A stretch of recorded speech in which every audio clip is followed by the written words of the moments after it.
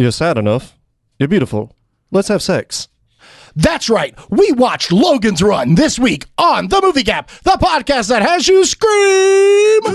How have you not seen that? How have you not seen that? How have you not seen that? How have you not seen that? How have you not seen that? How have you not seen that? How have you not seen that? Little darling, how have you not seen this?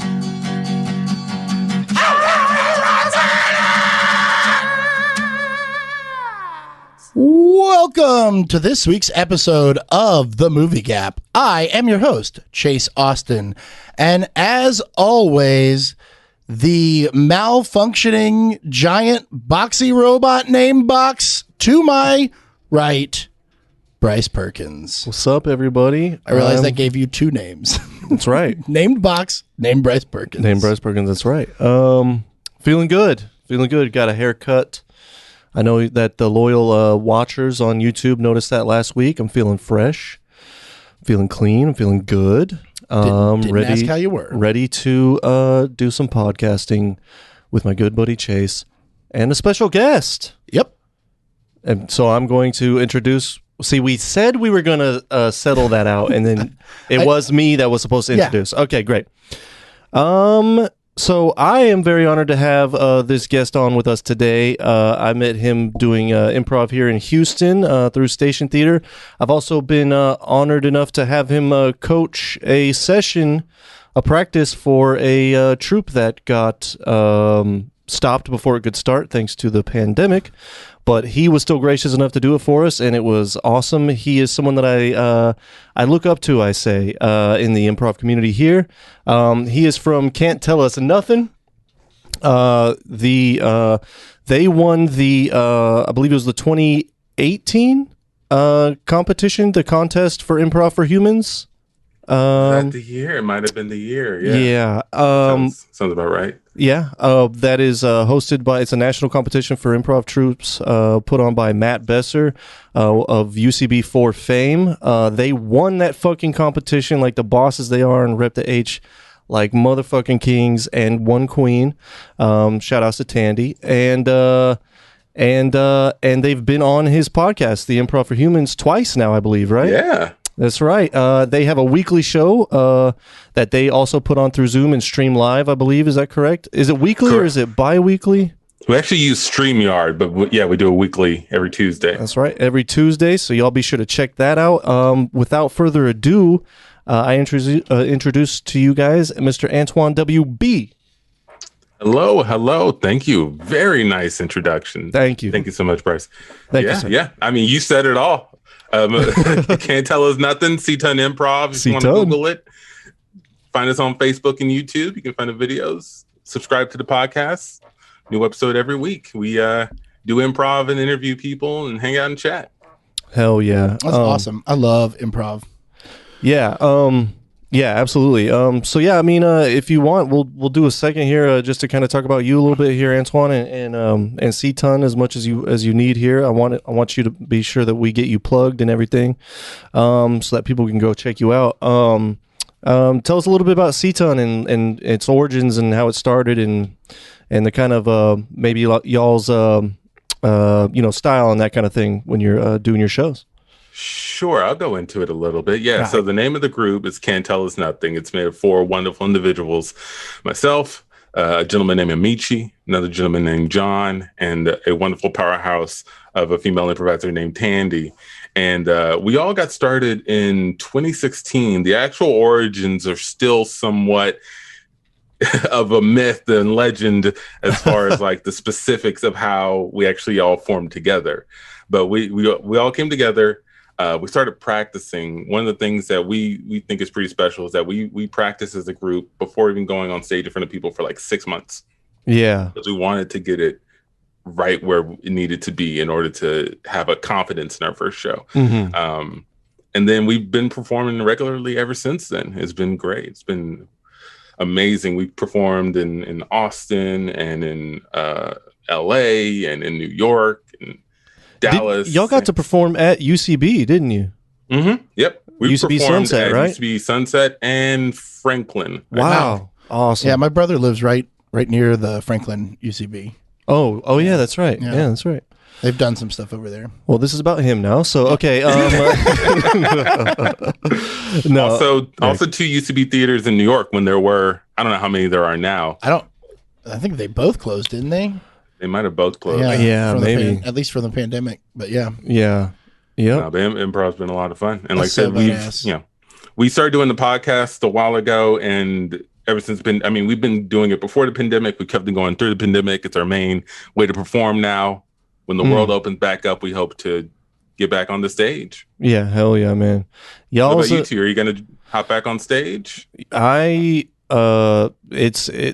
left a big hole in my life, man. I miss it like nothing else. It sucks, man, because I was really, I just graduated a few months before the pandemic hit, the program at Station anyway, and was, I had that group that you coached going, and I had another group going that was looking forward to doing a lot of performing, and it just got just cut. So I am more than ready to get back out there. And Chase, you need to get back into the improv as well. Yeah, I did. I did comedy sports for like 7 or 8 years. We went to Houston. and backstory for you, Antoine. We went to high school together. Yeah, and we did high school theater, and we did comedy sports together in high school as well. Yeah. Yep. Yeah. So I'm a big improv fan. Speaking of Improv for Humans, I got to see them do a couple of their podcasts live one time. It was Matt Besser and I know Horatio Sands was there. Nice. And Brian Husky. It was great. I love those guys. They're so funny. hell yeah. Yeah. And for the record, I don't know, like Besser has like some reputation with some people. He was always really nice to us. He's always been super cool. When we went to the Del Close Marathons in LA, because we had a show there, we went and checked out, Improv for Humans and watched the show. And then like afterwards, we saw him on the side, like, hey, Matt, I don't know if you remember us. And he remembered us. Yeah. Invited us over. We chatted with like him and Tim Meadows and Horatio Sands might have been there as well. It was just like, hey, let me introduce you to these guys. It was super nice. That's awesome. That is great. That's badass, man. Where can people find you? Where can people find C-Ton and your own personal stuff if you want to promote that as well? Yeah. No, it's right now. It's my main focus is C-Ton. So it's CTUN Improv. Just Google that. You can find us on Facebook, find us on YouTube, Twitter, Instagram. Main action you're going to find on Facebook, but YouTube and Instagram will have some stuff too. We're getting our website updated as well, c10improv.com. And then when y'all stream your live shows, you do it through StreamYard and it hits Facebook and YouTube. Facebook and YouTube. Okay, cool. All right, man. Very cool. Yep. Yeah, y'all be sure to go check that out. Please go subscribe. You are missing out. They bring the fucking shit consistently. And they are fucking pros. You guys are missing out big time. So please go subscribe to them, please. How many times can I say please when I ask for something? A lot, apparently. A few. Okay, and then we have a handful, yeah. We have a few plugs to get out of the way, Chase, if you want to take the reins on that. Yeah, as always, as of the past month or so, visit us over at crossthestreamsmedia.com. Click on our show link there, and you will find all of our current and past episodes, as well as a link to our shop. Buy some of our merch, our t-shirts. We got Across the Streams t-shirts now, too. And our Patreon link is up there, and you can find all of the links to all of our social media stuff, including our YouTube page. You can watch the podcast now. Have been able to watch it for about a year. I think we've almost hit a year of video. Wow, has it really been? Yeah. It was like right when the pandemic started, huh? Or a few months after. I think it was in June. Yeah, something like that. So, yeah. But check those out. As always, at the Movie Gap on pretty much all the social medias. Social medias. Yeah. And the biggest thing that I keep forgetting to plug, that I want to plug on our website, you go to our website, you can click on the little microphone in the bottom right-hand corner and leave us a voicemail that we can then play on the podcast. And we will straight up play anything you leave us. Pretty much. Pretty much anything. Yeah, we need listeners first to worry about that. So, but anyway, no, just kidding, obviously. And then, did you say you talked about signing up to our Patreon? Yeah, check out our Patreon. We will be, hopefully, once we get some of y'all signed up, we'll start releasing those bonus episodes, and we want to hear what you want to hear in those episodes. So get on there and let's start talking, guys. Let's do it. Okay. All right. All right. So let's get into this. We actually were requested to do this movie by our guest, Antoine. This is Logan's Run, the 1976 sci-fi classic. So I have seen this movie. I think I might have seen it when I was really young, but I know I watched it about 12 years ago. I wrote a blog for a H-Town Geek blog that never really went anywhere.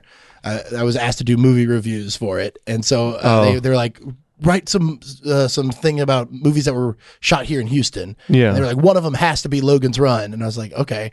So I checked out Logan's Run, and then I wrote this little thing for it, and I have not gone back and watched it since until this. Yeah. So it's definitely a sci-fi classic, and we're going to talk all about it. But Antoine, I would like to hear what this movie means to you. What drove you to suggesting that we do it? Good question. So, one of the guys that I like about your podcast is I've found myself in Bryce's shoes on multiple occasions. I've been the guy who has not seen the thing that everyone apparently in the world has seen. Yeah. So I like what you guys are accomplishing here. Yeah. I wasn't quite sure the angle that I was supposed to bring when selecting a movie, so I actually picked one from my own gap. I'd never seen this. Oh, okay. This is one of the ones. Oh, right. Wow, Yeah. This is one of the okay. ones that I've seen pop culture reference to. Nice. Comes up in different people's lists. And, Yeah. Yeah. but I did not know much of anything about it. And so when you guys, I asked you for like a list of your movies, and this was on it, I was like, you know what? I'm gonna make it Logan's Run Day. All right. That's I love good, it. man. I love it. Yeah. Just trial by fire. Yeah. Hell yeah. Yeah, it's my Yeah. first time seeing it. I'm Wow, glad this you is did because we this is might a- have never gotten Yeah, to it if you I know. hadn't done it. I put it on. I put it on the list for that reason. Like, one reason is H-Town. It's shot partially in H-Town. The actually it was shot at the Hyatt Regency hotel downtown. The scenes like outside the carousel, and in that big like lobby with the stucco things with all those little holes in it and all the different levels or whatever. That is the lobby of the Hyatt Regency. The rest of it Was at least. It was, yeah. I don't know what it looks like now. But Right, I'm sure, yeah. sure they've blew updated it it up. since '76. Yeah. They also shot pretty much everything else at in Dallas, in several different places at Dallas. The water gardens where those waterfall steps are, and a lot of the other interiors and stuff. And then obviously they did some stuff in Hollywood on the sets out there. And Washington D.C. Yeah, and they went to Washington D.C. Yeah, covered to- everything. This Covered was, everything in Ivy. Now there were And, no yeah. matte paintings Right, involved. at This was- all. and there's Yeah. no digital effects. Yeah. There were no digital effects. Yeah, they were straight up walking in the reflection pond of the Yeah. Washington Monument. So yeah, anyway, so the H-Town connection was one reason, and the other is that this is like a huge sci-fi cult classic. It was a huge hit back in the day, and there's a lot of things in it that you could find in traces of other sci-fi movies since then, and like the themes and everything that are in it are straight from that era and sci-fi in general. Sure, yeah. So it's a big one, but I put it on the list never thinking we'd get around to it because it is weird. So when you pulled it out, I assumed you knew all about it. And I was like, well, this might be good. But now I am really excited because I was worried that it was going to be one of those things where you came in and you're like, this is the movie that made me know who I am as a person. And I love everything about it. And if you talk shit, we are over. This movie So- is perfect. Yeah. From the first second to the last second. Flawless execution. Cinematic gold. Citizen Kane, eat your dick. This is Logan's Run. So Yeah. This is Yeah. a weird one. well that's great. So I'm really excited to get into this. Before we It's a do, double gap. Bryce, you had never seen it. That's correct. Had you heard of this one though? Yeah, vaguely. Like much like what Antoine was saying. I just heard references to it.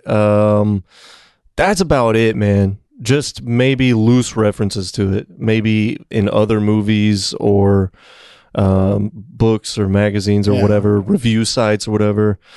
But other than that, man, no. And I think I had a vague idea that it was based on a book, which was confirmed. And it is, yeah. But that is it. I will say, though, that when I first pulled it up and saw Michael York there, because it's like just a scene with him in it, I was like, oh, this is that movie that he did before he was Basil on Austin Powers. Well, it was one of many. Sure. But yeah, I knew that he like was an act. I knew that Basil was actually an actor from, like had done some movies of note, and I was like, oh, this is that one, I guess, in my head. Do you remember his full name from Austin Powers?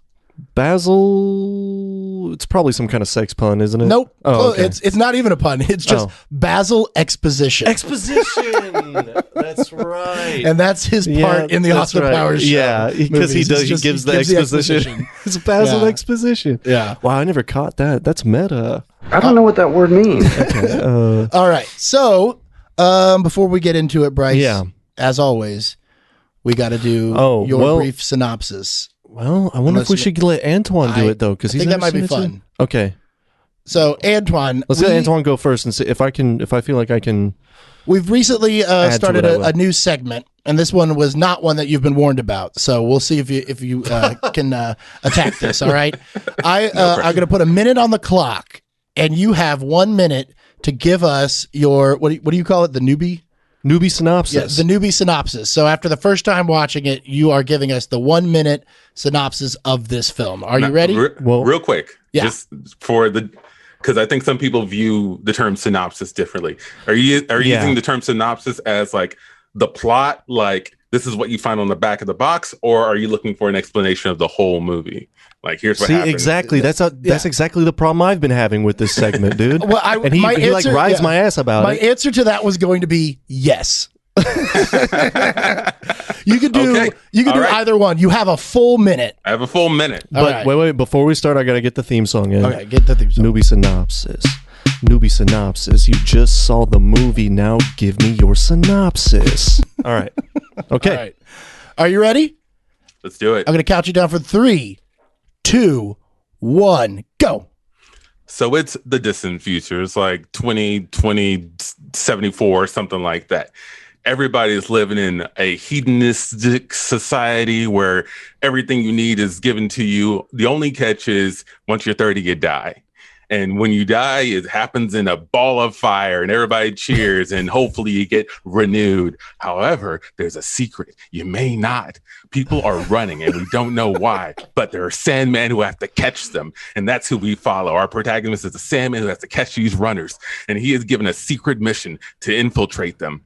And that's when he stumbles on a hidden agenda, a mysterious secret, something that is blowing his mind, and he investigates and in the process becomes a runner himself. All right. Nice. We are the gold standard. The future of the industry. You nailed it. I got to say, way better than Bryce has ever done. Okay. We don't need to go that far. Okay, Chase. I'm sitting right here. I'm sitting right. He got a haircut. He's feeling good. I was feeling good, dude. You see what happens to me every time. It wouldn't be an episode of the Movie Gap if I wasn't rude and obnoxious towards Bryce. Right? Yeah, exactly. And then you get called out. And then I get the one that gets the review that says I'm rude and obnoxious. Okay, I see. All right, Bryce, are you ready? You going?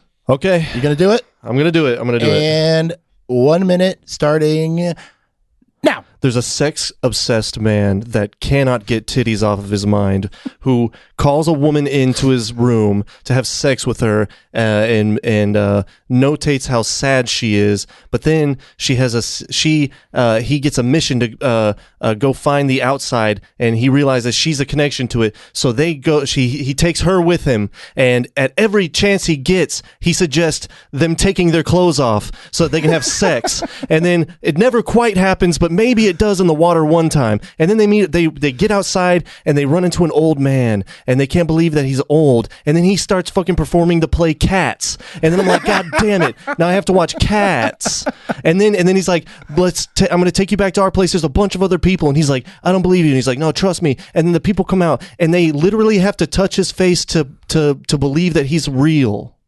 All right. How did I do? I think between the two of those, we've hit it all. Okay, yeah. I think that was the whole movie. Oh, yeah. That's Bryce's synopsis. Is synopsize? Synopsize? And I wanted to say earlier, I'm sure we'll get around to it, but like you mentioned earlier that you called Bryce Box a robot named Bryce. Yeah. It's like, I think one thing we learned in the movie is that cats have 3 names. All cats, all cats have 3 names. And they're Jellicle names. Too. Yeah, that's right. You don't even. Yeah, you know my 2 names, but you don't know my Jellicle name, baby. Nope, I don't know your Jellicle name. You don't. But trust me, it has about 6 syllables, and none of them make sense together, as all Jellicle names are. Unless it's just Stephen Bacon. It could be. You know, it could be. It could be Pot Nug. We don't know. It could be Pot Nug. Okay. All right. So let's get into this insane fucking movie. Okay. Bryce, I am excited to go down your notes list here. And now, I don't know, Antoine, you took some notes too, I'm assuming, correct? Not really. Okay. But I saw it. I saw it yesterday. So okay, yeah, there you go. Fresh on the mind. Fresh on the mind. All right, so we'll just head down Bryce's notes and see what comes out. All right, well, first note was Basil. I mean, the first thing I noticed, we already hit that. He played Basil in Austin Powers. My wife spotted him as one of the professors on Gilmore Girls as well. Oh, was he really having an affair with a student? Yeah. Oh, see, something about his characters, and add it again, man. There's also something about the WB in the like late '90s, early 2000s, where it was all about fucking your teacher. Because like Dawson's Creek, that happens a lot. And really? Yeah, and then Gilmore Girls. Yeah, probably the rest of them. I don't know. Right. That was that drama. Yeah. You gotta. That was the tea back then. All I know is that didn't happen on Buffy, or wait, no, it did happen on Buffy. The second episode. Well, the second episode too. The teacher was gonna fuck one of the kids, but then it turned out she was a giant praying mantis. Oh, naturally, of course. I hate when that happens. I know. That happens. That old story. Saw that coming. Yeah.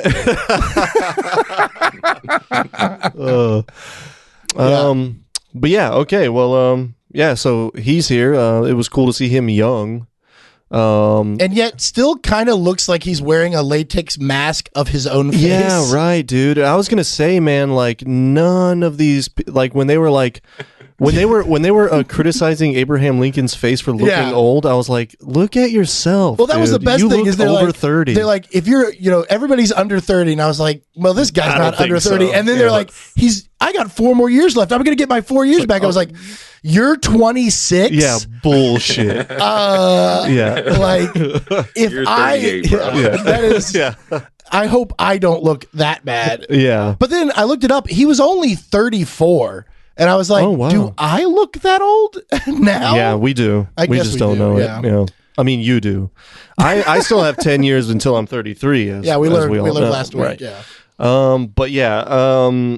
So yeah, he was not that good in this movie at all. Oh, I kind of disagree. I think everybody this movie was like totally good in that way that they weren't good as well. Like there's. I don't know if it was intentional on their parts or if they were bad, but like there's like such a weird disconnect with like emotions and everything in that world that I feel like it was dead on. Like, well, I there was a lot of like pauses in between them talking, which is like such an old school movie thing where I just like every time I watch old movies like that, I can hear Smith in the back going, let's go, pick up the pace, like giving us that note of like, you got pauses bigger than Dallas. Yeah, right. Yeah. And it's like, but then I was wondering, I mean, after a line like "You're sad enough, you're beautiful, let's have sex," I was like, well, this isn't a very good screenplay either at all. I don't know. I think or script, I should say. I think that watching it, like I've been having to read a lot of sci-fi books for one of my classes, and there's a lot in this that I was like, man, this book probably goes into pretty good detail about this society, right? And like builds it in a better way than this does. Where we just thrown into it, everybody looks like they are extras from a 60s like music video or something, you know? Yeah, and like you don't really get that there's no relationship. I mean, they tell you at the beginning that like he goes to the nursery and he's like, what kind of guy goes to the nursery? Who goes to the nursery? Right. You know, and like nobody knows their mother and fathers, or it's all like hinted at, but it's not directly stated that like there are no coupling. There is no, you know, relationships. It's just, we just like free love. You can tell they cut a lot of stuff out of the book and left a lot of assumption to the audience. Yeah. You know? Well, and I know that it was like one of the reasons that this is like remembered so much is that, you know, it was made in it was made in 76, you know, right after like the free love and the sexual revolution and everything. And there's like these like gentle nods to like homosexuality being normal. Sure, right. Where not saying it's not normal or whatever, but like back then you weren't gay, you know what I mean? Right. Like that wasn't a thing. But like he turns on the I forget what it was, where basically the future Tinder and it's thing, a guy first. It's a guy, and he's like, no, but like it wasn't like, ooh, gross. It was just like, that's not for me. And then he's talking to her afterwards. He goes, wait, are you into women? Yeah, that's right. Yeah. So it's just like, oh, it's like, because that's the only explanation for you not wanting to have sex with me. Have you seen my kimono? Yeah, dude, that was a killer robe. Dude, that robe, so, man. That robe 100% just says like, you put that on and everybody goes, this guy fucks. Yeah. Like, that is what that robe screams. If you went to a small gathering and that guy walked out in that robe, you're like, oh, we're all having sex tonight. That must be what's happening. Yeah, you go, and that's one of those things where you walk into your friend's house for the first time and he like walks out and he's wearing that. You're like, not friends with this guy anymore. He is about to do something weird and it's going to change the friendship. Yeah. Well, speaking of that kimono, which we definitely have to talk about, we were talking earlier, Chase, it gave me a big Demolition Man vibes. Yeah. Like his quarters gave me Demolition Man vibes. And that kind of goes along with what you were saying about how this movie does have, even though it's a little bit forgotten now, it still had its own impact in different areas of sci-fi filmmaking and entertainment, I would say. I mean, like anyway. Watching it this time, like especially the carousel, that big elaborate thing, I just like all of a sudden was getting these flashbacks from the in like the beginning scenes of Bill and Ted. Bill and Ted's Excellent Adventure, with the future in that, and like the weird bad things like circling around in there. The way that just the whole vibe of it all. Yeah, totally. It's very reminiscent of that. And I'm thinking, I was like, I bet that's where they came from. Yeah. I mean, that was only 10 years later. Yeah. I still, that being said, like this was a huge budget movie. I know that they saved like $3 million shooting in Texas, which was huge for them. But this was a giant budget movie. This is a sci-fi classic. This thing came out 1 year before Star Wars. Yeah. What the fuck? Yeah, and the difference is night and day on actual success with graphics and special effects. You know what I mean? I mean, you can literally see the wires in the carousel, and not only that, you can see where the wires connect to their unitards. Right. Like there's the hooks are there. We're basically just watching Cirque du Soleil on, that's what it looked like when they were coming out. That's what it looked like. Cirque du Soleil is about to start. Big time. And then it just looked like a bunch of people on wires. Yeah, and then let's get started on the guns. Let's, because what the fuck? So those were like working guns. Obviously, that was an in-camera effect. They literally shot fire. Like they had gases that would ignite with the different colors. Yeah, and apparently they only worked like 30% of the time. Yeah. So like every time they shoot it they look surprised because it's like, oh, it finally worked. Yeah. You know, but what the fuck is he holding? He was doing this every time he was like throwing the bullet. Yeah. Laser bullet thing. Which that would explain his aim, which was terrible. Right. And those were the slowest lasers. Yeah. It would be like pew, poof. Yeah, exactly. Yeah. Well, what would explain his aim was the fact that for some reason they decided for a movie that it would look best to have where the laser's going to hit already set up on the wall and then just pulled in and flared out automatically. It just was like, squib. This is a big budget movie and you're shooting it like it's a fucking stage play. You know what I mean? It was just, I couldn't believe what I was watching. They just didn't have computer effects back then. But Star Wars, well, dude, that's the other thing. Star Wars invented all of their stuff. No. Lucasfilms. No. Star Trek was already much lower budget on television and utilized doing lasers out of a fucking phaser gun. Yeah. You know, like, I think you could have just done that. I think they thought this was looking better than it did. Yeah.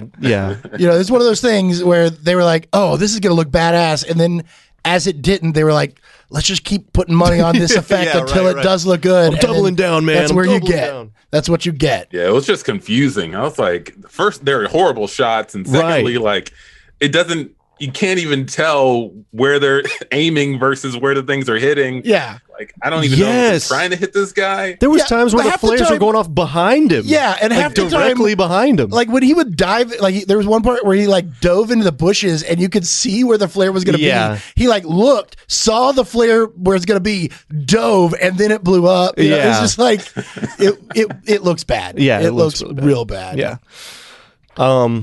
Yeah, so that was something else. Not to mention the fact that, oh my god, there's just so much to get into here. Okay.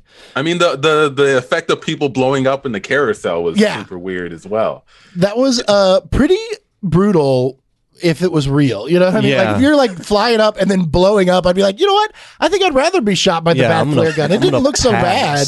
I'm going to pass on that. Yeah. So if you haven't watched this movie, which let's be honest, most of you haven't. The whole plot, as we've talked about, it's when you turn 30, you go to this carousel thing and you die, and you get to be renewed or reborn as a new person. And everybody has what do they call them? The clocks. It's a diamond that life clock or something. Yeah, life clock that'll change colors. They have a life clock on their hand, and it's from white, changes colors, yellow, green, all the way white, green, yellow, white, yellow, green, white, red. yellow, blue, red, and then last day it's black and red, and then it's then you're dead. Yeah. Or actually, I'm sorry, the yellow, blue, red, and then the last day is black. That's actually from the novel, and the novel, it wasn't 30, it was 21. But wow. They were like, we can't do this movie with a bunch of children. Yeah, right. Because it's a lot of fucking. Yeah, even in the 70s, they were like, no, maybe not. About that. Maybe not. Or they do it as 21-year-olds and they still cast Basil. It's like, well, I've got 4 more years till I'm 21. What do you mean? Wow, the future is rough on skin. Yeah. I mean, you would think that not being in direct sunlight would help, right. But no. So you die at 30 years old, and if you decide that you don't want to die, you can try to run away, and the Sandman or the Sandmen will come after you. And those are just guys who are like, I guess, the police, if you will, and they come and hunt you down and make sure that you die. So so that's where we're at in this film, and it's we get to see the guy die, and then I love that effect of the melting body, dude. That was. So I was watching it with my dad, and he had seen it before when it came out. 'Cause he's a big sci-fi guy, and that happened, and he was like, "Oh, I don't remember that at all. What the fuck did we just watch?"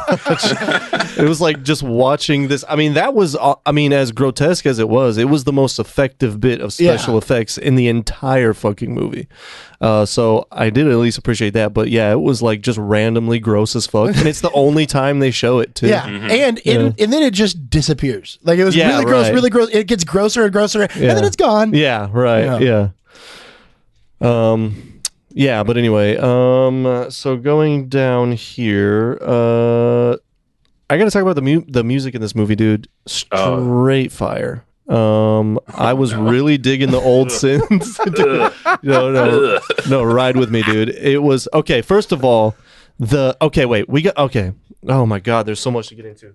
The fucking They couldn't even make the scaled set look legit, dude. It looked like a toy set. Yeah. Whenever you see anything moving, right? Yes. Like a big car, like that is a tiny toy car. A toy. It was just like, And like you the spent forced- how much on this? The forced perspective didn't work. Oh my god, it was so bad. It was like a master class in like what not to do if Yeah. you're trying to make a good movie. I mean, it was like, so already the ball that the dome things that they live in look straight up like Epcot.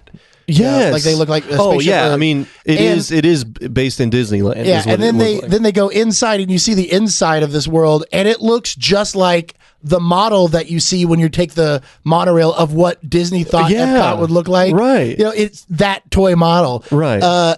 It's so bad you would think that it was made for a TV show, which the footage was reused. Oh my god, for the TV show. In season 4, no. Oh. In season 4, there was an episode of Mork and Mindy where you see the planet of Orc. Excuse me. I think it was like when it was blowing up or something. Yeah. But you see the planet of Orc, and they changed the color tint on that footage, and they just used that footage. Wow. Yeah. That's amazing. It looked like Garbage. like like on Sesame Street or Mr. Rogers, where they yeah, dude. 100%. Where it was totally that, and it's like this is fucking MGM made this movie, dude. Yeah. Yeah. Financed this fucking movie. And my dad told me, he was like, yeah, I remember when it came out, it was talked about the budget and how it was this big budget thing, and it was going to be like the future of sci-fi movies and all this and that. And you watch it and you're like, I think most of that budget went to drugs or something. Like someone had a drug addiction, because it did not get put into this movie. Not even the outfits. Like everybody had the same pillowcase they were wearing in Yes. different colors. Yes, Well, now, exactly. did you Especially notice- the women. Did you notice that the colors correspond to With your the life clock? jewel. Yeah. I did not catch that until just now. Yeah. That's why most of them are red and green. Right. But like there's some yellow, and I think orange might have been one of the colors. Blue. I think it's Blue, white, yeah.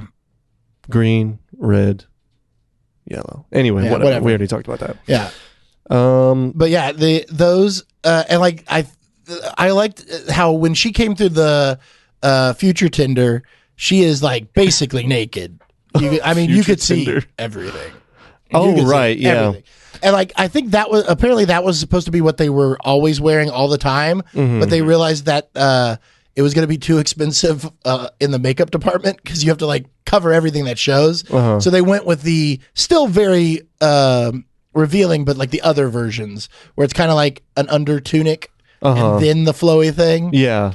Yeah, except for that club, the sex shop. Dude, that scene was fucking crazy. That looked like a music video now. I mean, you feel know? like you're on their drugs. Dude, yes. Yeah. And I if I do make a music video, I'm doing it like that. Actually, Done dude, that? I did as much You as did drugs when you watched this movie? man, I kind of wish I did. I but, bet in the 70s they did. Right, yeah. But I did. There was a lot of stuff for as bad as it is. There was a lot of stuff where I'm like,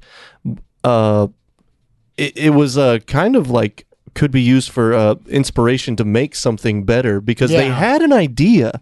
It just the execution was kind of whack, so it didn't really play as well. But the idea behind it was they were onto something. You Yeah. know, that was really cool. And then the fact that it does kind of suck adds a little bit of a charm to it. Yeah, it You know? certainly does. I mean, there's not one point watching the movie where I was like, God, how much longer is this? You know, I did. You did? when they got outside, and saw the sun, and he goes, "I don't know what it is, but it's warm." I was like, "Oh, that's an interesting ending to the movie." And my dad goes, "No, this is like halfway." I was like, Halfway. "What? The fuck?" Yeah.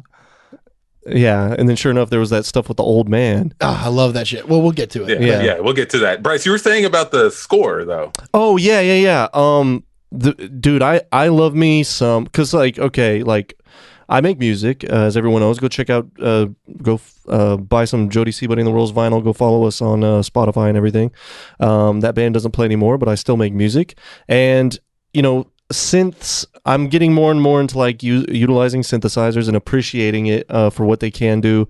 And back then, a lot of bands used them in a way that was extremely cheesy because it was such a new thing that they were trying to use them as like replacements for actual trumpets or replacements for actual strings or a replacement for a guitar lead, to where it didn't like quite fit in the way that it should, because that's not really what, I mean, yes, that's kind of what a synth was made for, but a synth can do so much more because it's generating this digital signal that you can just, the point of a synth is to make a digital sound, you know what I mean?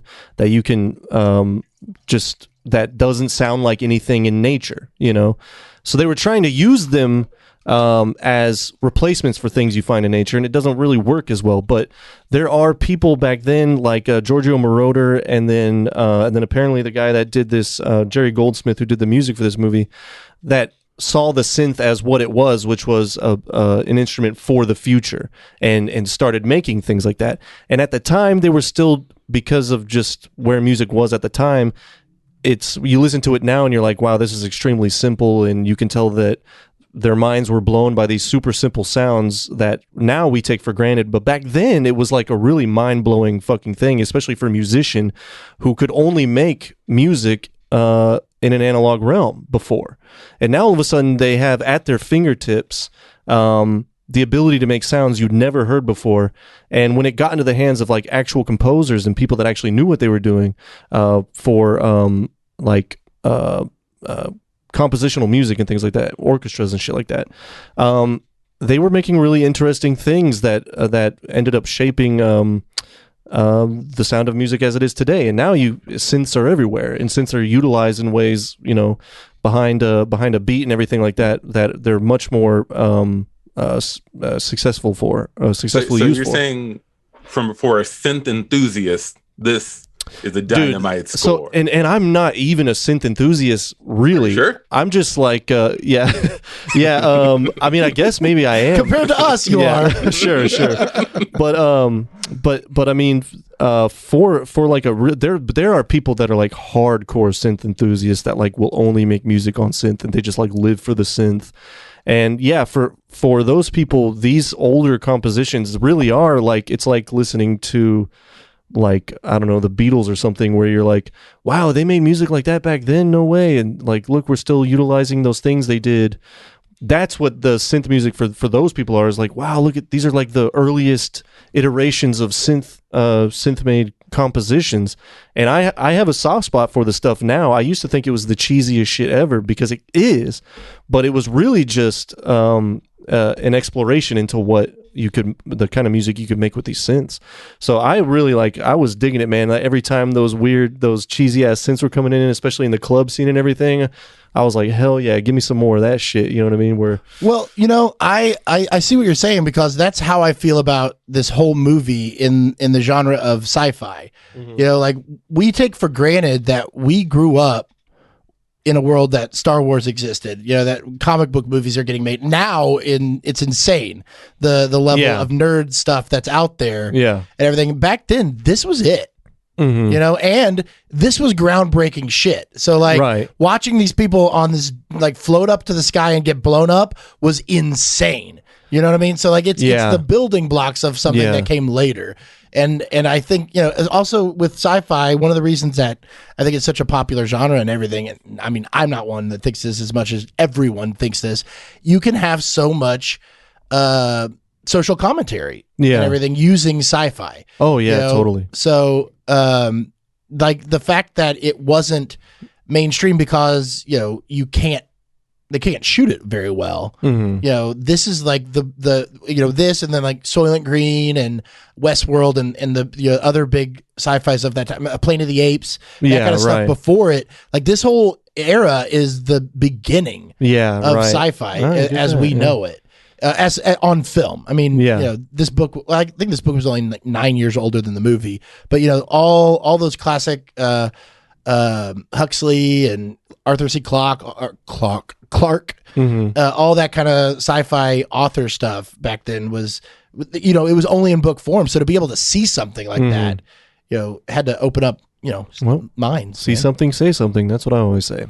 So anyway, no, I'm just kidding, obviously. See something, sci-fi something. Yeah, see something, say something. Sci-fi, then sci-fi you better something. be saying a lot in this movie. Yeah, right, exactly. A lot. That was triggering. Oh man, yeah. Let's see. Based on a novel, loved the nice early synth sounds. Built a society around Space Mountain, very good. Yep, 100%. The melting body, let's have sex, classic kimono. Let's see. Okay, Farrah Fawcett was in this fucking movie. So she was. That was a surprise. What's his name? Logan. He, the real guy, he was playing tennis and saw her and was like, Michael York. Yeah. Thank you. Michael York saw her while he was playing tennis. It was like, we got to get her in this movie. Wait, and Michael York discovered Farrah Fawcett? Are you serious? Yeah. He was like, let's put her in this movie. I think she, you know, had done some work before. Modeling or something? Yeah. But he was like, we got to get her in this movie. She's beautiful. And then they put her in the movie. Wow, dude. It was so fucking random to see that. I was not expecting that at all. And then I was like, well, because I wasn't sure if she was already a star or whatever. So I was like, how is she not the main girl in this movie? You know, like, and then she did her acting, and I was like, okay, that's why I can she's see not why she's not. Wasn't her in Cannonball Run? Oh, I don't remember. I don't remember because I only saw a little bit of that one. But yeah, she's not the best actress, not yet at least. I guess maybe she got better. Although that was a nice sequence though, where they had those like you know gas sticks up to their faces, and they were threatening to kill them, and they knew Jessica and trusted Jessica, and she swore up and down that this guy was good.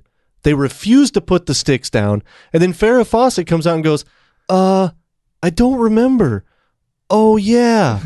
Well, yeah, he was good. And then they were like, oh, okay. I believe her. It was like, what the fuck is that shit? I was watching it and I just yell out loud. My wife was like, I'm not watching this movie. So she went to the other room. And I would keep saying... Real quick. Go ahead. At what point did she make that stand? When I pulled it up on Amazon and she saw Michael York's face and like the background of the picture or whatever. And she was like, I'm not doing this. Oh, okay. It was not... She did not even get to where I had typed in the code to rent it.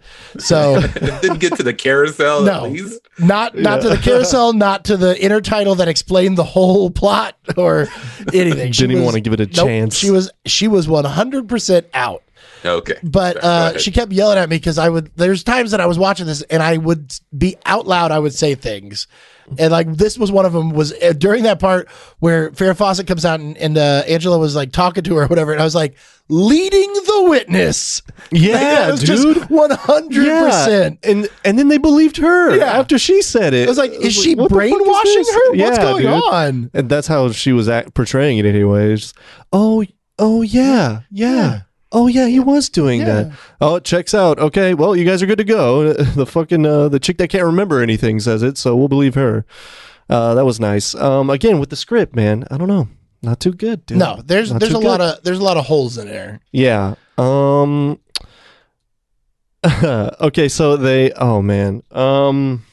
Okay, so how about Box, dude? Oh God, that fucking costume is so cool in like every awful way. I mean, again, 1 year later, we got C-3PO. Dude, You know, exactly, dude. As I was watching him, I was like, is the bouncing him walking or is there something else? Like, he's Yeah. like 6.5 feet tall in it, but there's just like this wobble to it. Right. Like he was shuffling underneath. It was so weird. So the guy, I'm gonna get his name. The guy who played Roscoe Lee Brown was Box, and he did the voice on set, and he was in the costume. And they said he kept falling over, and when he would fall over in that costume, he couldn't get back up. They had to have 3 people come and set him back up. That dude, and like with that weird mask that would move but looked terrible. Right. I loved it so much because of how terrifying it was. Yeah. Like me, I was like, if I was Logan and this was real and I knew it wasn't a guy in a costume, I'm fucking terrified. Yeah, that thing is creepy. Yeah, totally. The mouth part, did it have just like a gate to where you could still see the mouth moving, or what was going on with that? I couldn't tell. I don't know. It was bad. Yeah, but it was I really loved bad. it. I wonder if Lucas... I thought he did a good job. Yeah. Considering the circumstance that he was in, I thought he brought it for his part. Oh, yeah. I mean, there was... he was the best actor besides Old Man. Yeah. Yeah. But... Dude, Old Man went straight method, dude. He did not give a fuck about speaking clearly. Okay. We'll get there. Yeah. But no, that box guy, he was probably the best actor in the movie. Like I got his insanity and it was very robotic, but like fun. Yeah. You know, and then like, you know, who doesn't like to see a bunch of naked frozen dudes? Sure. And women. Sure. Which of course, you know, my man Logan at it again, man. Well, our clothes are wet. Might as well take them off. Immediately. Yeah, the first thing he suggests. Let's get even naked. though it's freezing fucking cold. We don't want to freeze. Warmer. Well, they'd be warmer. They would be warmer, yeah. But you know what he was trying to get. He was like, oh, yeah. He's like, oh, damn, there's two fur coats. Two fur coats. I thought there was just one. Okay. I guess she gets around. Right, yeah. It's like that damn box. And then, of course, as soon as they get naked and put the fur coats on, that's when Box comes in. Right when he's about to start, you know, doing the, well, maybe we should cuddle too. In comes Box. Hello, I'm a crazy robot. It's like, God damn it, I can't fucking. Yeah, just a crazy cock block box. Yeah, cock box. Yeah, he was frightening, man, and only there for the one scene. Yeah, all of that costume and everything for just one 5-minute scene. Yeah, I thought for sure that this guy was going to be with us for the rest of the movie. Nope. Once again, Logan's run, man, as you know, being unpredictable as can be, just fucking totally. How about when the cave scene, was though, melting? We found out that nobody got out. All the people who were runners are now frozen. Yeah, right. And they're being turned into food. Yeah, yeah. Little Soylent Green action. Yeah, right. But yeah. Yeah, man. Oh, and fun fact, if any MF Doom fans out there, there's a sample from this movie, from that scene. No shit. From Box? On the song Beef Rap. Do you have it pulled up? Listen to MF Doom, check it out. You'll recognize it. Okay, tight, yeah. R.I.P. R.I.P. Oh, yeah. Yep. And DMX. We never gave a proper R.I.P. to DMX. That was really sad. Yeah, we haven't done any of his movies yet. Well, he's in a few movies, though. Yeah, isn't he? He is in a few movies. Yeah. Cradle to the Grave, I want to say. Okay. Yeah. Okay. Got to put that one on the list, man. Anyway, yeah, so I was just, how about the ice cave melting, though? Where it was literally just superimposed footage of shit falling and then going, down. I'm dodging it. You know, I hope it doesn't hit me. Well, you know, it's moments like that, and like, you know, the terrifying robot that would be terrifying if you're like 6. This is a children's movie. Yeah, with titties. Yeah, I mean, it's also and kitties. Yeah, and kitties. But it does feel like a kids movie, other than all the sex stuff. You know, yeah, a little bit, man. And you know, the 76. This was before the PG-13 rating. This got a PG. What? Yeah. Wait, what? This was This movie is rated PG. It is. Yeah. Wow. It is. He's right. Yeah. Wow. Yeah, that's right. People explode. People melt. Yeah. And they had to cut the scene in the love shop was like 4 minutes longer. They had to cut that. That was PG. Yeah, that's right. And it was all naked people. Yeah, there's several naked people. I mean, most of it was her. Mm-hmm. There was like 2 scenes where you see her boobies. Mm-hmm. But I mean, the love scene, there's a lot of naked people. Right. You know? And so they cut out like 4 minutes of the love scene. There was when Box shows up, you know how it was kind of weird, like they were cuddling and then Box is just like, hey, yeah. So like there was a part where he was like sculpting them out of ice, and there was this naked ice sculpture of the 2 of them, and that got cut for the MPAA rating. And I mean, and there's just like a few other things that were just like extended scenes or whatever that ended up getting cut for time, and all of that footage is lost because MGM had they've had fires, and then they there was one of the studio owners sold off just fucking everything, all the background music, all the original recordings of the background music are gone, and it was just sold off, and it's in collector's hands somewhere. Oh wow! If it didn't get deleted and reused the film or whatever. Yeah. So, but yeah, damn. Yeah, so like, but that people know about it because there's still people around that were in this movie. Obviously, Michael York is still with us, and right. We shot this. Farrah Fawcett. Well, Farrah Fawcett died, didn't she? Same day as Michael Jackson. Remember? Oh, yeah. Of course you don't remember because Michael Jackson died. Yeah. Wow, that is crazy. She's the Groucho Marx to the Elvis Presley. There. Groucho Marx and Elvis Presley died on the same day. Same day. No shit. Yeah. Wow. Okay. Well, that's crazy. Yeah. Before we get out of the utopia, do we want to talk about the Cubs at all? Oh yeah. Wait, what's that? The Cubs, the young kids, the ones that before they turn green, and they have their own like cannibalistic society. They're living in that church. Oh yeah, that's right. Yeah. That's right. The cathedral. That's what they call it. Yeah. That's right. Yeah. Okay. So I was a little bit confused about why they went there again.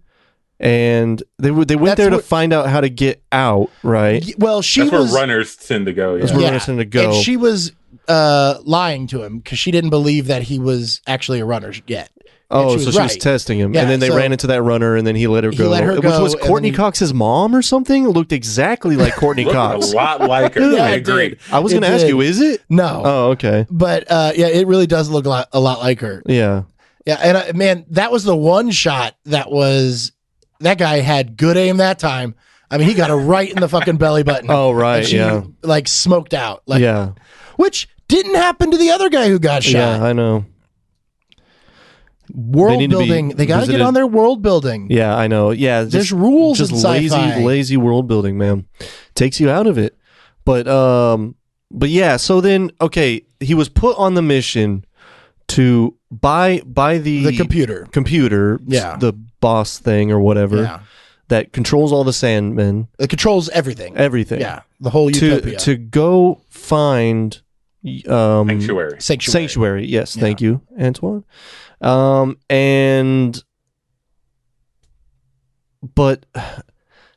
nobody knew he was supposed to find out what happened to the runners, right? Yeah, he was, because there was over 1,000 runners who have not come back or whatever. Okay, and he's like, well, how do you know that they didn't get renewed? Because it was something about like that's the total. They force him to become the computer forces him to become a runner. Yeah, they take away his years. They take away his years. And then he calls in the other Sandmen. He alerts them to come in and take out this society of runners or whatever. But why? Because he still thinks that he is doing the right thing. He, at that point, has not decided, I'm not going to be a runner. Already went through this whole process with the Cubs to show that, he did that so that he could get the access. He could get so he was lying. So he played me then. He was playing. He was playing both sides all the way. Well, up until they got out, I think even until they got to the old man. Okay, he was still. But again, see, they just did not do a very good job of building that. Yeah, I'd say when he got to Box and saw the frozen people, it's probably when he was okay. Yeah, I think you're right. Like, Sanctuary may not be a real thing, right? Yeah, it was also hard to it was hard to pay attention because I was laughing a lot. Well, and like you miss things, but like you also don't. Sure, right? Yeah. A lot of this is I'm pretty sure that's what they meant. Right, right. Yeah. All right. So we've talked about the society and everything. Yeah. Let's talk about the outside. Oh, which by the way, I loved how she was like, "I hate outside." And I was like, you all of a sudden have a concept of what this is now? Like, you had no idea this even existed 10 minutes ago. Well, and it was the the little lizard or whatever, or bug that got on her. She's like, nope, I hate this. Yeah. I was like, that's my wife. Right. And then also brought up in an entirely utopian society with no struggle whatsoever. Yeah. I'm surprised they lasted so long after. Yeah, right. Yeah, exactly. Well, and like if you pay attention to like the dates because of Capricorn, whatever day, it takes them like 14 days. The whole movie takes place over the course of like 14 days. Yeah. So they're out there living in these elements with never having worked or done anything. Yeah. Or, they don't know what shelter is because they've lived in it. Yeah, right. Like, there's no way they were that resourceful. Yeah. No. But yeah, like I'll give Sandman a pass for physical ability because they probably have to stay fit so they can chase runners. Right, but yeah. Other than that, like, yeah, he can't find food, he can't build shelter, he can't build a fire. Don't even know what they don't even know what cooking food is. Yeah, they don't know what food is because they don't eat. Everything is plant-based or whatever. Yeah, like, they wouldn't even know that an animal is food, Or well, they've never seen an animal. Right, yeah. Yeah, and I loved how, like, when they were sleeping or they were, like, outside and trying to get some rest as they were, like, the first night, and she was like, do you think that there's going to be this stuff, or do you think it's going to get cold? She asked him something about, do you think that this is going to happen? He's like, well, probably not. I've only been out here for 20 minutes. I already know everything about this place. Like, dude, what the fuck? But yeah, okay, so old man. No, wait, before we get to there, I want to talk about the one thing that you mentioned when they jump in the water and then they are immediately naked. I don't remember their clothes coming off, but they are naked in that water. And she's like, remember when I told you I'd tell you when I want to fuck? I want to fuck now. And that was another time where I out loud go, do not have sex in that water. Yeah. Yeah, don't even be naked in that water. You are going to get a UTI at best. Chase, they don't have parents. They don't know this. They don't know any of this. They don't. They don't know what a UTI is. You got to have good parents so you're not the fucking creek water. Yeah. Okay, so they find this old man and in the ruins of DC.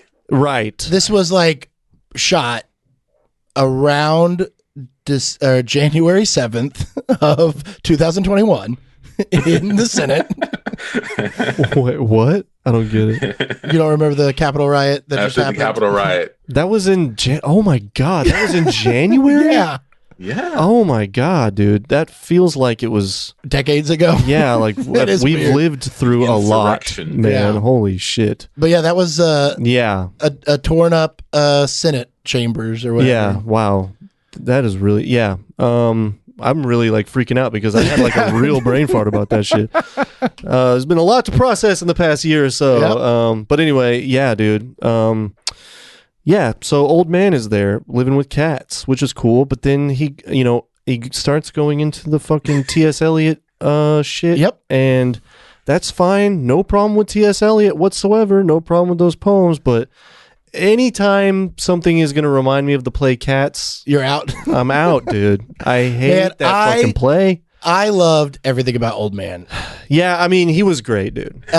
He was great. So he was he though? I don't know. His name. I'm like watching it, like after spending some time with this guy, I bet they're like, man, being old sucks. Yeah, dude. Yeah, I see things. Yeah, you can barely move. Let's go back. Oh, there was a line where she goes, "What do you think happened to all the people?" And I was like, "Oh, I don't know. Maybe they built a society underground and fucking live there now." But anyway, but yeah, dude.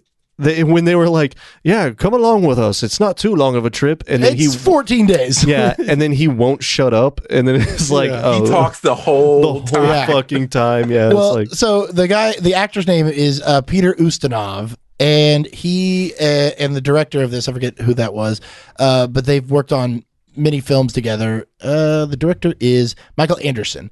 And the old man's dialogue was pretty much all improvised. Like there was a script. Are you shitting me? Yeah, there was a script and he just like started going and the director's like, yeah, keep going.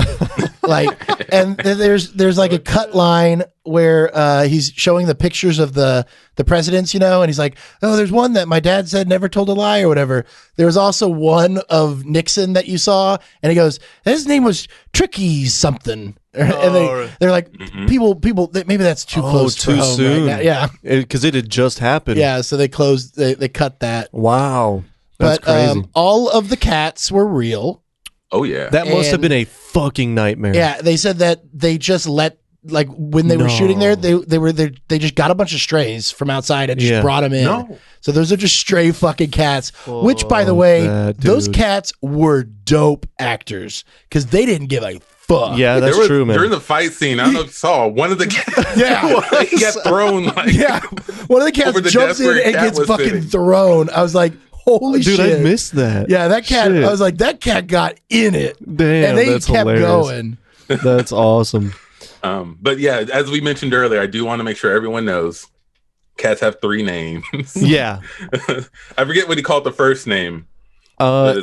It's all remember? from that fucking T.S. Eliot from poem. Cats, yeah. But But- then the other one's their fancy name. And the third Yeah. Fancy one's name and the jellicle name name. The that jellicle only name they know. that only they know. Yeah. Yeah, that was just so just really random. Was that part of the script, or was that him letting him go? I don't know. He was I like, know that I'm the working cats are with strays. that actor. he was may have so- brought those fucking Yeah. cats in. That he was so fucking. This movie was like watching a play, dude. It was like watching a play. And he did not give a fuck about diction at all. Nope. He did not give a fuck about usually in movies they want to make sure that their lines are fucking like well heard and well said, unless it's like a choice, which I guess is what it is in this case. Yeah, But I mean, every one of it his just lines was a played throwaway so line. weird, man. It played so weird because it. I mean, I don't know. I guess he did a good job because I really thought he had no idea he was even in a movie. Well, know? no, I think that they got that guy off the street. Yeah. They brought him in, and he's not certain, or the old man that he's playing Yeah. is not certain that they are real. Right. I think that the whole time he thinks they are the people that he constantly is talking to in his head. Yeah, right. Because Right. he's never bothered by him, but he's like, all right, that's cool, whatever. Yeah. You're not real anyway. Well, and if you've been alone for that long, Yeah. you probably would welcome something like that. Kind of accept it that way. I remember when they were talking to him, they were peppering him with questions. How old are you? Where did all Yeah. the other people go? How long have you been here? He had no answers. Nope. None. He gave them nothing. Yeah. I don't know how old I am. Older than you are. Yeah, I don't usually know where they went. And I usually wonder- when your protagonist runs into an old man, they're a wise old Yeah, man. And not this guy. was not. Well, and like I wonder how old he was when his parents died, because like he remembers his parents, he talks about his parents, Yeah. but like they must have been. He must not have been around when civilization, like he must have come around After after the civilization fall, yeah, ended, yeah. and like he's just the last one left. Right. Like how much did they Stayed teach him? behind. How long has he been alone? Yeah. Because like he was nuts and didn't seem like he knew much, Yeah, right. or yeah. even like could get their questions, the coherency of their questions or whatever. Yeah. I just loved how when they brought him back, they had to the people from in the society Yeah. had to touch his face to like it was like just this long dramatic moment where she finally touches him and then turns around and goes, "Yay!" Like, Yeah. Although is before this? that, my favorite part of the movie is where he's like, "We got to go back and tell everyone," and she's like, "Why?" Yeah. And I'm like, "Yes, Yeah, why? Why? What is the best possible scenario for going back?" I mean, it ends up better than I thought. Right. But he walks in, he's like, "Everyone, everything you know is a lie, He had and the no outside sucks." And everybody just turns to like, "Eh." yeah. And, Who's this and then the fucking bad guy, and the people come to attack him. And I'm like, "Yeah, what were you expecting?" Yeah, dude? right. That was What no were you plan expecting? whatsoever. And I love how he turns to her even is like, "Help me out here." And she's like, "What do you want?" Yeah. He's like, "This "I is wanna your fucking fuck." idea, dude. Take off your clothes. Take off your Come on, clothes. take off your clothes." Dude, he just gets on there. He's like, "Everyone, let's have sex." It's like that's really why he wants to go back. Yeah, Oh, That probably would have got their attention. Actually. yeah. That With probably would've- well, he throws one of those MDA bombs, whatever. It's just like the ecstasy bombs. yeah, that's right. Yeah, that was interesting. Well, I've hit most of my notes, so we can get into these segments here. Antoine, was there anything else specifically about the movie you wanted to touch on here? I feel like we did a good job of touching on everything. I thought the last fight scene was pretty good, actually. I thought Yeah. they were really going for it. They were getting thrown around, bumping into stuff.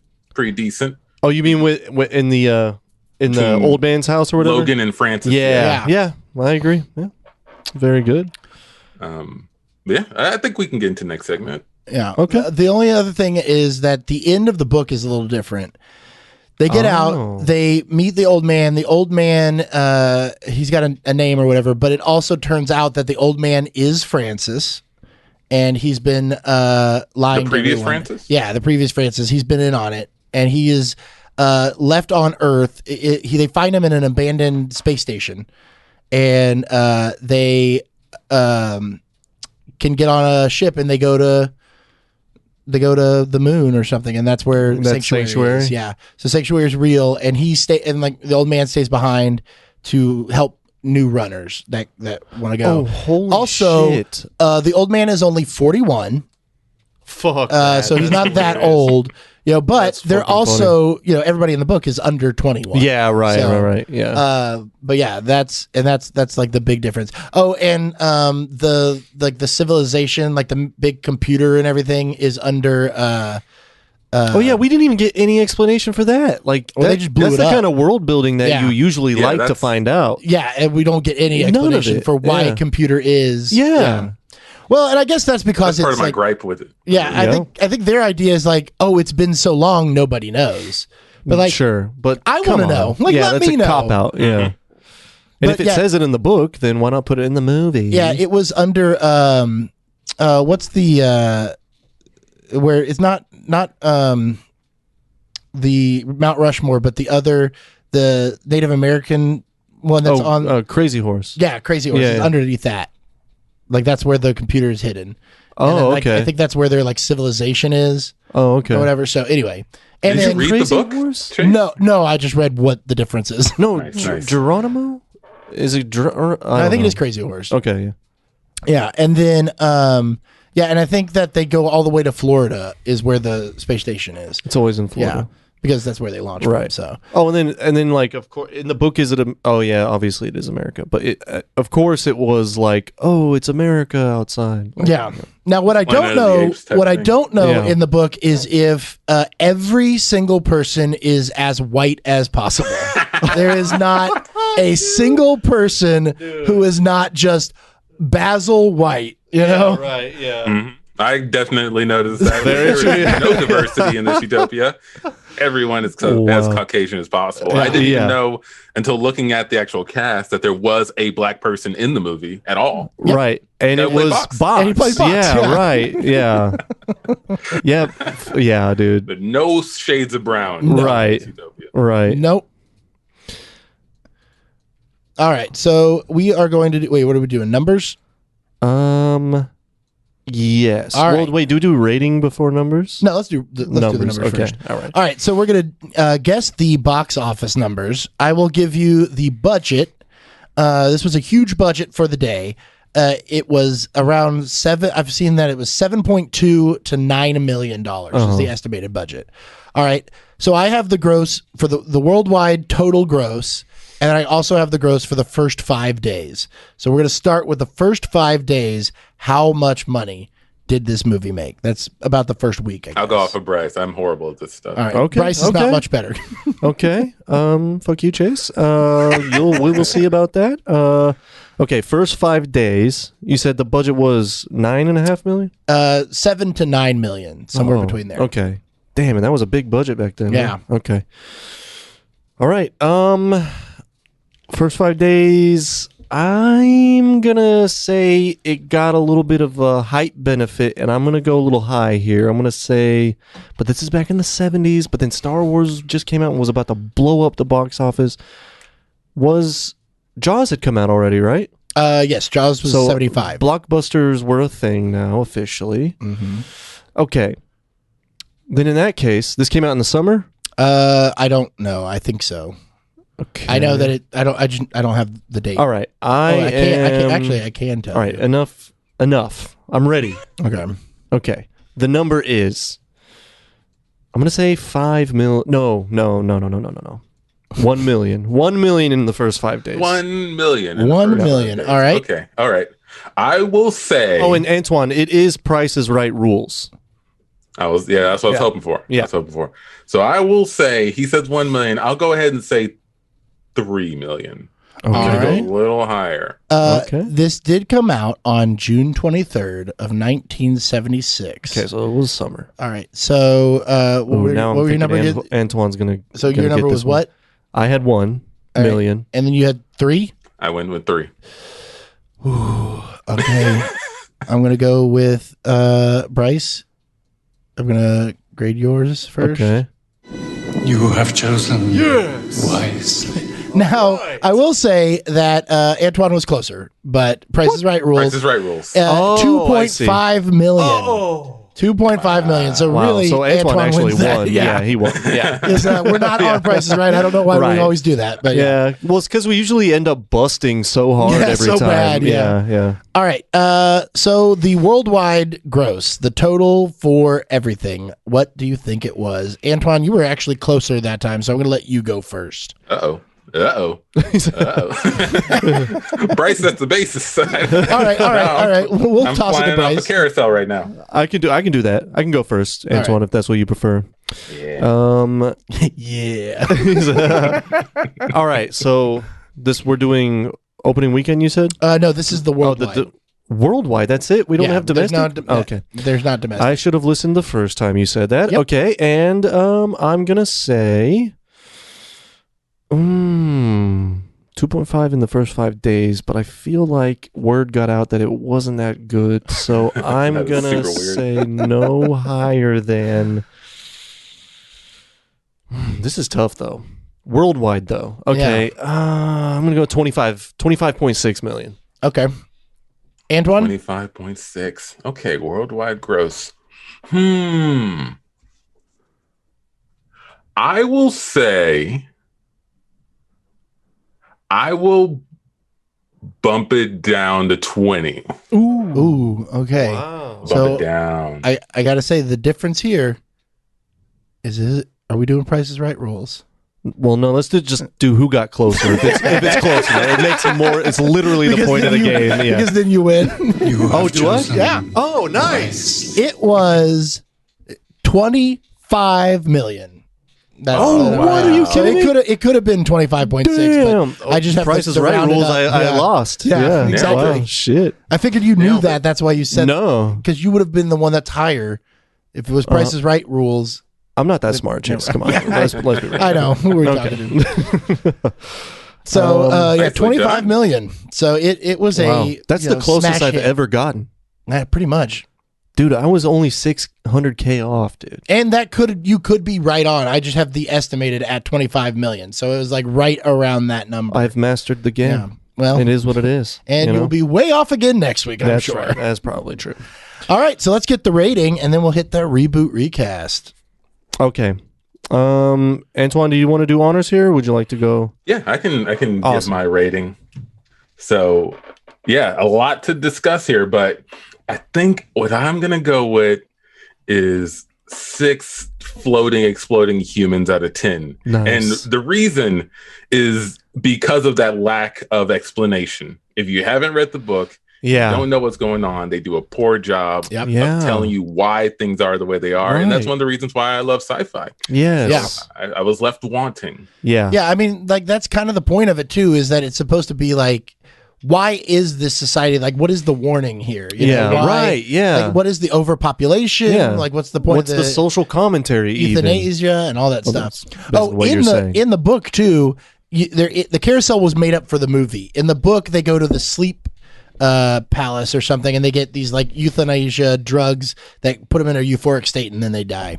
So you're gassed to death, Oh, interesting. but in a pleasant way. That's not as interesting to look at. No, definitely Yeah. not. They still dress up like that and Yeah. shit. And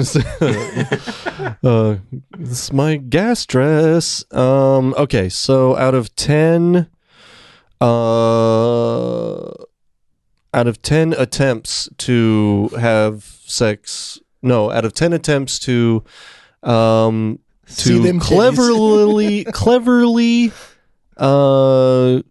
suggest me and a girl get naked, I give this movie 3 attempts, dude. 3. I'm not going any higher All right. Well, this one is a great movie for all the reasons we talked about. This is a great movie to ask this question.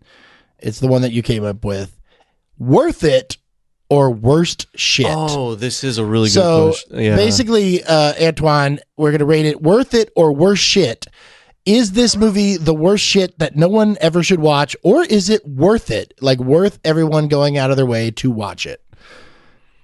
Oh, boy. Yeah. That's quite the juxtaposition. This movie really is made for this question. Yeah, it really is. Or this question was made for this movie, this type of movie right here. I mean, I feel like it's worth it. I think it is a garbage movie by all standards. But, you know, watching it is an experience that is a lot of fun. It's definitely one to watch with other people. Yeah. I think it would have a lot more fun. Yeah. But it's also worth it just to see like what was going on in the 70s that as far as sci-fi is concerned, you know, before Star Wars, what they had. Right.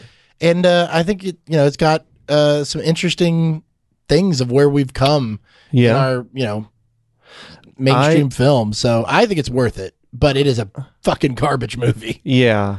I'm going to go ahead and say worth it as well. Based on all those reasons, I think it's I don't really like it as a movie at all, but there are fire synths, as we talked about, and some of those sets, which we didn't talk about. That club scene, that club set was pretty ballin'. That was actually a real club in Dallas. Oh wow! Okay. Yeah. Excuse me. It was. I'll find the name of it. Okay. But then the Change Your Face lobby set was awesome as fuck too. That is also in Dallas, where like all of that interior stuff was shot in like these like very some mall thing that was built, some big shopping center that was built to look real futuristic for Dallas, and they were like, let's go shoot there. Yeah, that fucking lobby was badass looking. Looked like a Backstreet Boys music video or something that they would do a dance sequence in. You know? It did. I was feeling it, dude. It was cool. So I think it's worth it just for that. And then all the other stuff you said about the sci-fi, it was one of the first things and all that crap. Antoine? Interesting. I almost said worse shit only because to me it does not. There's a specific type of people that this would really appeal to. I don't think it's a general populist type of movie where you could just say, hey man, you should go check out Logan's Run, and then he goes home, it's like, what the fuck am I watching? But the fact that when I was watching it, my wife had to go do something else for a while. She came back and the movie was over, and she asked me, you got to tell me what happened. The fact that she had that curiosity, I think makes it worth it, just because it even kind of hooked her. It's so bizarre. There you go. I mean, it is bizarre to watch. Yeah. I mean, it's an experience in and of itself. It's kind of worth it for that alone. And for the most part, I mean, the third act gets a little boring, but for the most part, up until they start wandering around the outside, it is highly engrossing. Like you're like, what is next? Yeah, I don't know if I would use that word, but I definitely was entertained. Yeah, I mean, in a sense, you're not bored, and you're like, I want to see it. Like, I will say this: that weird box. Usually, you know, if I'm gonna rate something a worse shit, it's because I really felt like I will never get those 2 hours back. And I don't necessarily feel that way about this movie, even though it missed out on execution. Would you rather watch this movie again or watch Air Force One again? This movie, hands down, hands fucking down. You didn't like Air Force One? Dude, I will never get those 2 hours back, and I am still mad about it. I'm about as mad as Harrison Ford is all the time, you know, about having to watch that movie. But it's okay. It's okay. Yeah. I loved Gary Oldman in it. In Air Force One. Yeah, he was great. The place that they shot the Love Shot, by the way, was the Oz Restaurant and Nightclub. Oh, okay. In Dallas, Texas. Naked people were already there, or yeah, that's what I was thinking. It was always full of naked. Well, one of the who knew? One of the naked women in that scene ended up being one of the famous Playboy models or something. Oh, interesting. So. I thought you were gonna say like a waitress. One of them ended up being a waitress. Well, they had a bunch of, you know, obviously it was shot in Dallas, so they like all the extras and stuff were just from Dallas, and they had them all at the premiere that they had in Dallas. They had them all wear their costumes, and they handed out copies of the book with the new cover. That was like the part of the movie. It had like a thing about the movie in the book. And so at the premiere, there was just all these people dressed like the Logan's Run people walking around handing people books. Oh, wow. Yeah. So that would scare me, I think. All right. Well, that about wraps it up, except for everybody's favorite segment, the Whoops. Kept it on the fast setting, No, but there was. it still works. The reboot recast. The reboot recast. Which, Antoine, you didn't have much time to think about it. But you can just go on the fly here. It's what we usually end up doing. But who all should we attempt to recast here? Before we get to it, I wanted to say that they did do a TV series of this right after. They did a comic book series. There's been a couple of other books that the original author wrote that followed up on this. And since the mid-90s, they have been trying to reboot this one. Yeah. It's been in development hell since then. But Really? they got real close in the mid-90s, and Warner Brothers even like announced it was coming out, and it was going to star this one actor who made the decision not to do it, and he went on and did some one of those 90s disaster movies. So like big mischance for one Leonardo DiCaprio. Wow, Yeah. really? He was Yeah. going to play Logan? Yeah, and then he did Titanic instead. Good choice. Yeah, but he was going to play Logan. Worked out and it for was his gonna career. It was going to be more like the book where they were supposed to be under 21, which is why Okay. Caprio in 97 would have been like right at 20. I see. So I say we definitely got to do Logan, Yeah. and We can do Francis and Jessica and just leave it at Francis that. and Jessica. Yeah, And Old Man. I mean, we got to do Old yeah. Man. Well, that's Willem Dafoe. No, listen here. For my reboot recast, as because of what we talked about, as mentioned by Antoine before, this movie is lily fucking white, all fucking white yeah, people, that's and so I'm casting only people of color in this fucking movie for the All right. reboot recast here. Nice. We're gonna go I like it. reverse. I'm All gonna right. fucking switch the. We need some diversity in this fucking movie. So I'm gonna go for, if I can start it off, I'm gonna go with the hot hand right now. I'm going Reggae Jean Page, baby, for Old man? for Logan. And he's even British. And he left Bridgerton, so he had to leave Bridgerton. He to do left something. Bridgerton already? Yeah. What? Yeah, he's like one season of my hit show. He's like, I'm already out. He's like, I don't need this shit Yeah. anymore. I'm fucking Reggae Jean maybe Page, wait around baby. for like 2, maybe 3 seasons. Shit, man. He did good on SNL though. Yeah. I was asking myself a similar question. I was like, should I add some more diversity to this list for the recast? I didn't go full out, but for Logan, one alternative I did think of maybe was Lakeith Stanfield. I think he would make an interesting. Oh, very Logan. interesting. Who is that? He's from he was Sorry in to Bother You. Yeah. Oh, And he was in Get yeah. Out.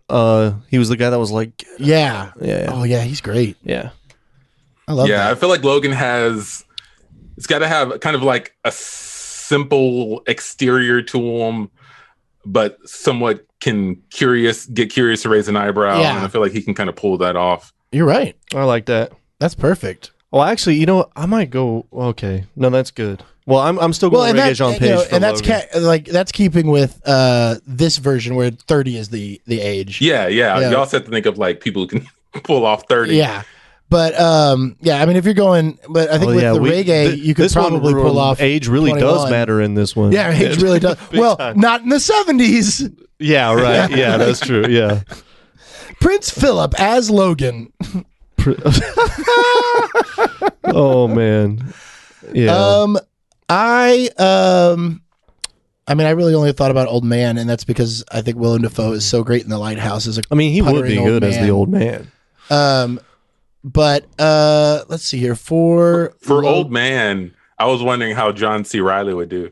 Oh wow, Oh, yeah, man, dude. yeah, that would be great. That's very interesting. Didn't he do what was? Oh, it was King. Was it King Kong Skull Island, where he was that guy that landed in the Vietnam War, and like he was Oh yeah, on Skull Island. He was like a puttering old man. He was, yeah. But he was, still not that old. But yeah, actually, John C. Reilly would be dead on. And I could just see him walking around a set for 3 days, and they just follow him with a camera, and he just comes up with shit.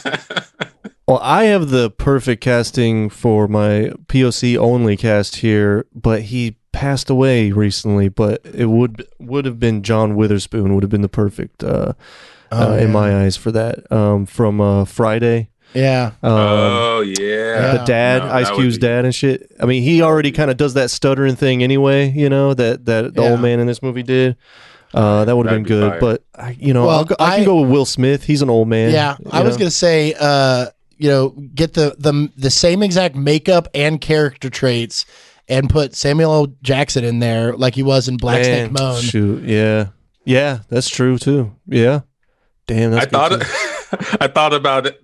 Maybe putting Samuel in there, but Samuel is such a strong personality. Yeah, dude. Well, it would change. It would change the old man. And he would be like, "I'm tired of all these motherfucking cats in my motherfucking house."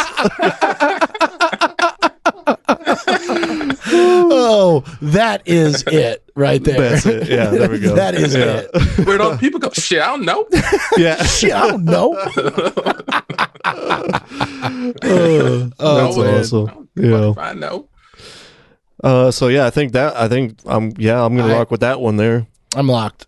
for that. Okay, Francis. Any suggestions for Francis? Well, wait, you did Francis? No, you did Logan, right? Did you do a suggestion I have for a Francis? suggestion for Francis, Give it to us. but it's really just Jeffrey Dean Morgan. For some reason, I can see Jeffrey. Who Oh is that yeah, again? Who is that's that? great. Pull that off. Let's see, what would you have seen him in? He's I've Negan heard on the The Walking name. Dead. Oh yeah. Okay, he's Yeah. old though. Yeah, he is pretty He old. is old though. Although they did just de-age him in the last episode of The Walking Dead, but guess what? It didn't look great. I'm gonna go with. But he would have been good if he was under 30. Younger. Yeah. See, this is the problem that we have when we keep pulling up these old movies, that it is like we have to get people that are under 30, and I'm like, I don't know actors under 30. I don't watch a ton of movies with actors under 30. Yeah, I was running to that same problem, and like Bryce said, I didn't really have a whole lot of time. Yeah. Maybe someone like a Chris Hemsworth. Well, he's He could work. 42. See now. He's 42. Okay. Yeah, or I think maybe he's like Antoine, you're gonna have to forgive 39, Chase but he's because he's in his late 30s. Chase is a fucking stickler when it comes to I'm a ages casting agent, man. and casting, dude. Yeah. If you suggest someone that is a day older than they should be, he will immediately I'll call shut you you on down. it. I'll call you on it. Unbelievable. Yeah, I'll call you on it. They got to look right. They got to look right. DiCaprio could have played 21 until he was about 30. But then the drugs caught up with him, and he looks pretty old now. But yeah, my knowledge of actors under 30 is. I mean, it's like that's why we always end up going to the cast of Stranger Things. Right for young people. Yeah. I'm gonna go with my boy Michael B. Jordan for Francis because of his turn as Killmonger. Yeah. He already has played a similar role. He can play the badass, the angry guy. The antagonist, if you will. So I'm gonna go rock with that. I like that. And then Jessica, I don't know, but we could turn that one up. Do you have any suggestions for Jessica, Antoine? Let's see. I was thinking 2. And you gotta check me on the age here, but I was wondering maybe a Zoe Saldana could. Yeah, she could pull that off. Yeah. She could definitely pull that off. She would be a more capable Jessica. Yeah. Well, I feel like you'd have to change that part up a lot. Yeah. Like it's for real though. It's even supposed, like you could tell it's supposed to be written. Yeah. For somebody like she just doesn't have any lines. No, it's just like she tries to say something and then he's like, "So take your clothes off." There's literally zero dynamics to her character whatsoever. Yeah, that it needs someone that can spice it up a little bit. Yeah, I like Zoe Saldana, man. I like her in general anyway, so I'm gonna rock with that. Yeah. Put her in anything. Yeah, put her yeah, for real. I'm trying to think. Although who could play 25 still? Gabrielle Union. She's not Gabrielle aged. Union? Yeah, not aged since Bring It On. She looks exactly the same. Exactly the same. Isn't she? She's the one that's married to Dwayne Wade, right? Yeah. And she's Okay. like 50. She's 50. Yeah. Interesting. And does not look well, over you know, a day you're over really 21. breaking your own age rules here, Chase. It's So, not the actual age, it's the age you they know look. what? Well, then you're ageist, and that's it. And I'm calling you that's on it. casting, All right. bro. That's Canceled. casting. Canceled. Your casting business is canceled. Do you think Allison Hannigan could pull it off? Well, she's definitely too old now, though, as well. I love her though. She's great. Yeah, I think that would have been the right amount of. She kind of looks like her too a little Yeah, bit. she kind of That's what I does. Yeah, you're right. Man, that's good. She is a little old for Yeah, it. because she's in her 40s. You know what though? They have the thing where the fucking the Irishman. They can just put we're not doing that. do the digital Younger de-aging and it's all good. It looks great. There is no need to update the technology whatsoever. Yeah, if you so are, let's just do that. If you are Scorsese, who is 80 years old and Right. can't see, Yeah. Oh man. Yeah. Okay, well I think All right. that wraps that baby up right yeah, there. that wraps it up. with Also, a nice I'll little throw bow. in Jordan Peele as Box. For some reason, I want to play. There we Oh go. yeah, Hell oh yeah. Ooh, Jordan Peele needs to direct it. For Yeah, sure. he needs to direct this fucking movie. Yeah. Yeah, that Straight would up. be awesome. Straight up. That would be awesome. A Jordan Peele Logan run. I like it. Yeah, Yeah, I would. He would probably be better at getting the backstory that we Yeah. want, you know, a and great, fucking a great script putting and the shit- showing it. yeah. Now I'm into it. Well, now I want to make I'm into make a Keegan Michael Key box and see what he fucking does. You know what I mean? Just like Make them work together. Have Box just be this completely outlandish motherfucker. You know, I saw you were trying to suck on them titties. Not anymore. But anyway, My birds. yeah. My bird. Oh shit. All right. Dude, Antoine, thank you so much. Thank you so much for being was a here. This was blast. a lot of fun. We'll Yeah, have thank to- you for having me. This is a lot of Of fun. course. Yes, I sir. really like the podcast. I like what you guys have going here. I like how you dig into these movies and discuss it. It's been great to join you. Dude, Well, thank you very much. Thank you. The honor is ours. Good sir. Thank you. Thank you for being here, man. One more time. Let's Yeah, plug, get that plug in there. Sure. Yeah. If you want to see more of what I do and what I do with my group, Can't Tell Us Nothing, look up C-Ton Improv, CTU and Improv on Facebook or YouTube, and you'll find us. Check us out. We do live shows every Tuesday around like 9:00. Awesome. All right. Hell yeah. And we'll get those links in the description for anyone listening. So you just go look at that and click on that. Go give them a follow, please. Please do. And yeah, after that, I think there's only one more thing to say other than, obviously follow us at the Movie Gap everywhere. rate, review us on iTunes, Yep. all that good stuff. Yep. All that Buy good our stuff. merch, love us. Leave a voicemail telling you how much you love us. Yeah. And other than that, it's Nom in Space.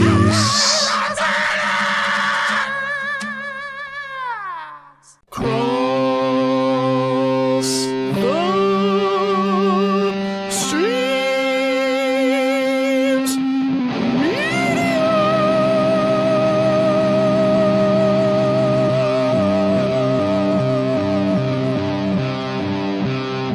Thanks for listening to The Movie Gap on the Cross the Streams Media Network.